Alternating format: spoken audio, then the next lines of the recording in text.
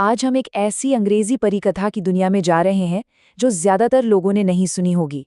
इसका नाम है द रोज ट्री। ये वो कहानियां नहीं हैं जो हम बचपन में सुनते आए हैं। ये कहानी हमें परिकथाओं के सबसे अंधेरे, सबसे डरावने कोनों में ले जाती है, जहां धोखा और बदला एक बहुत ही खौफनाक रूप ले लेते हैं। जरा सोचिए इस सवाल के बारे में, क्या वो राक्षस होते हैं या जादू टोना? द रोज ट्री हमें बताती है कि असली डर तो तब लगता है जब मासूमियत का सामना घर के अंदर ही सबसे क्रूर धोखे से होता है। तो हमारी कहानी शुरू होती है एक बिल्कुल आम से दिखने वाले परिवार से। एक अच्छा आदमी है, उसकी एक प्यारी सी बेटी है और एक छोटा बेटा। ऊपर से तो सब ठीक लगता है ना? लेकिन इस शांति के पर्दे के पीछे नफरत की आग सुलग रही है। देखिए, एक तरफ है बेटी जिसकी सुंदरता कमाल की है, दूध जैसी सफेद त्वचा, चेरी जैसे होंठ और रेशम जैसे सुनहरे बाल। और दूसरी तरफ है उसकी सौतेली माँ जो बस उसे नफरत करती है। उसकी सुंदरता ही उसकी दुश्मन बन जाती है। ये किसी भी परी कथा जैसी शुरुआत लगती है, लेकिन यहाँ से कहानी एक बहुत ही खतरनाक मोड़ लेने वाली है। तो सौतेली माँ उस लड़की को 3 बार मोमबत्तियां खरीदने भेजती है, और अजीब बात यह है कि हर बार एक कुत्ता आकर उससे वो मोमबत्तियां चुरा लेता है। एक बार, दूसरी बार और फिर तीसरी बार। ये बार बार होना लड़की की बेबसी को बढ़ाता है और हमें इशारा देता है कि घर पर कुछ बहुत बुरा उसका इंतजार कर रहा है। जब लड़की खाली हाथ और रोते हुए घर लौटती है तो सौतेली माँ अचानक से बहुत प्यारी बन जाती है और माफ करने का नाटक करती है। वो कहती है, आओ अपना सिर मेरी गोद में रखो, मैं तुम्हारे बालों में कंघी कर दूं। वो लड़की को एक झूठे अपनेपन के जाल में फंसा लेती है।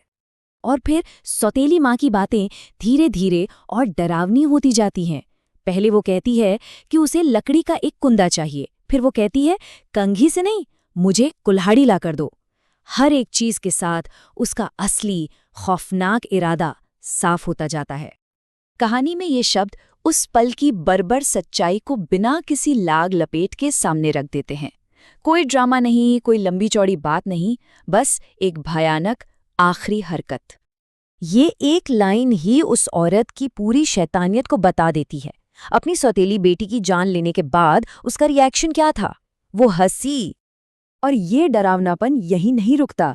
वो सौतेली माँ लड़की के दिल और जिगर को पकाकर रात के खाने में परोसती है। पिता जिसे कुछ नहीं पता, वो उसे खाता है और कहता है कि स्वाद कुछ अजीब है। लेकिन छोटा भाई, वो अपनी एक अंदरूनी समझ से उसे खाने से साफ मना कर देता है। अब कहानी का फोकस भाई पर आ जाता है, जो इस कहानी का दिल है, इसकी आत्मा है। उसका दुख बहुत गहरा है, लेकिन उसका अपनी बहन के लिए प्यार उससे भी ज्यादा मजबूत है। वो छोटा भाई अपनी बहन की बची हुई हड्डियों को इकट्ठा करता है और उन्हें एक गुलाब के पेड़ के नीचे दफना देता है। वो हर रोज उस जगह पर जाकर रोता है।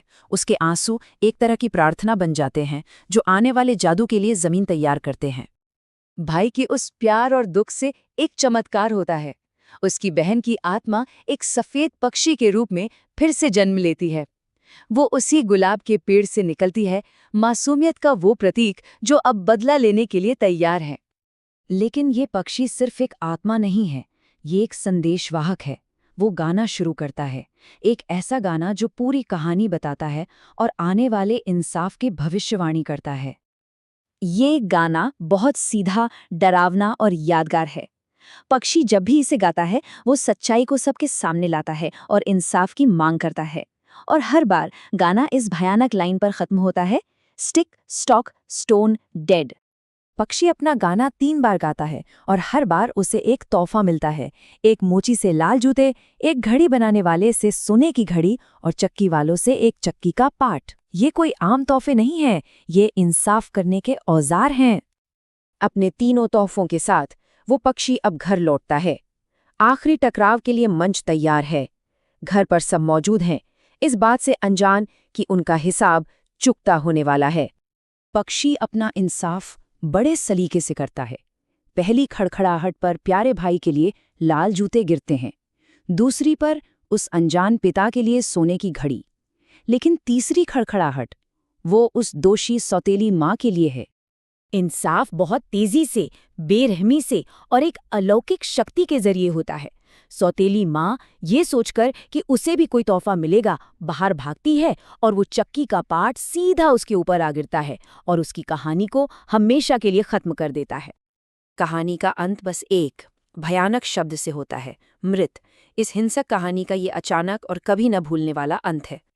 और ये कहानी हमें सोचने पर मजबूर कर देती है। जब समाज के बनाए नियम फेल हो जाते हैं तो क्या इंसाफ कुदरत के हाथों में चला जाता है, उतना ही क्रूर जितना कि किया गया अपराध था?